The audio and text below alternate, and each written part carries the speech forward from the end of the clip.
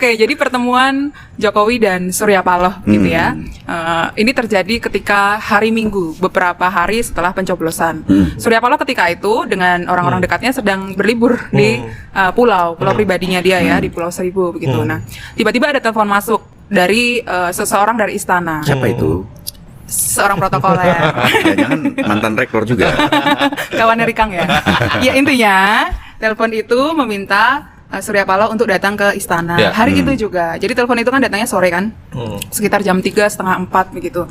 Kemudian Surya Paloh datang ke istana sekitar jam 6 sore gitu. Naik apa itu? Naik heli dari pulau. Jadi heli itu sudah standby di Pulau Seribu gitu Kang Pram. Lalu naik heli, turunlah di salah satu helipad ya di hotel di Jakarta Pusat. Kemudian Surya Paloh ke istana gitu, naik mobil ya, naik mobil yang tidak biasa dia gunakan sehari-hari gitu. Nah kemudian ada pertemuan sekitar 1 jam sambil makan bakso, makan malam bakso gitu ya. Tuh berarti ini juga ya kode ya. Iya. Sebelumnya kan diajak makan bakso juga gitu, terus sekarang juga Surya Paloh diajak makan bakso. Ya. Kan dengan Prabowo juga makan bakso ya. Ya. Nah dalam pertemuan itu kemudian Surya Paloh ditanyalah oleh Jokowi ya, atau Jokowi memberikan semacam apa ya namanya masukan tuh pertanyaan piye kabare gitu ya. Enak zaman kuno gitu ya.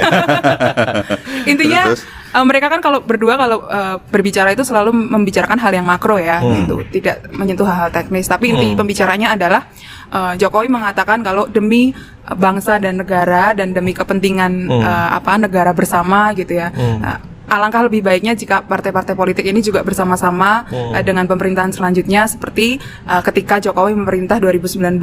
Itu kan partai-partai politik digandeng semua kan gitu. Nah, ini untuk itu tadi keberlanjutan dan untuk kebaikan semuanya gitu. Nah, Surya Paloh sebelumnya sudah di tanda kutip dikunci lah sama orang-orang Nasdem dan di koalisi 01 ya. Kalau bagaimanapun jangan sampai nyebrang lah ya. Ya, paling tidak sampai Oktober sikap 01 tetap dalam posisi melawan gitu.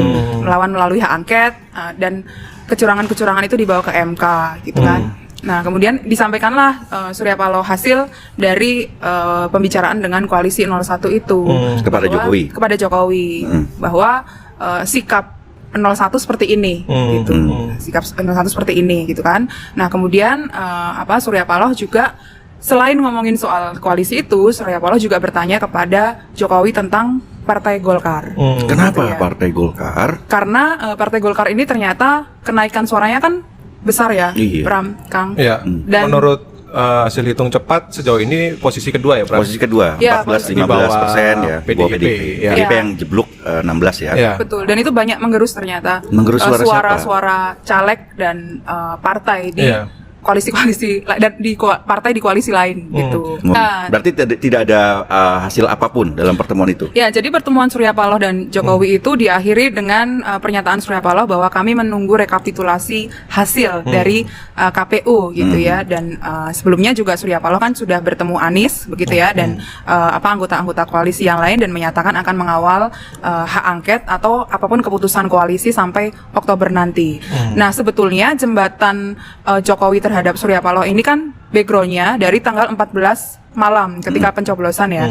Jokowi mengundanglah Prabowo, Gibran, kemudian ada satu lagi Pratikno gitu ya, yang saat itu juga setelah acara di Istora ya, karena kan mereka melakukan selebrasi kan di Istora gitu. Dan itu pertemuan kedua hari itu kan. Hari itu pertemuan kedua dengan Prabowo. Paginya, setelah penghitungan suara mulai quick count itu kan Prabowo ketemu juga dengan Jokowi kan. Betul, Jokowi memanggil Jokowi memanggil Prabowo ya sore hari. Nah, malamnya setelah hajatan di Istora, kemudian Jokowi memanggil untuk yang kedua kalinya. Waktu itu adalah baru saja selesai pemungutan suara dan juga kemudian ada quick count. Ya, betul. Dan setelah itu Prabowo dipanggil dan yang informasi yang gue dapetin adalah bahwa Prabowo ini diminta untuk mengamankan sampai KPU mengumumkan hasil rekapitulasi suara nasional ya. Nah, kenapa kemudian harus diamankan dari awal? Kenapa mereka tidak larut dalam kemenangan dulu ya, tapi kok mengamankan? Karena ada kekhawatiran, Pram. Nah, ini kan suara 01 dan 03 ini secara parlemen kan mendominasi ya, Kang ya, lebih dari 50% kan, PKB, P3, PDIP, Nasdem dan PKS begitu kan.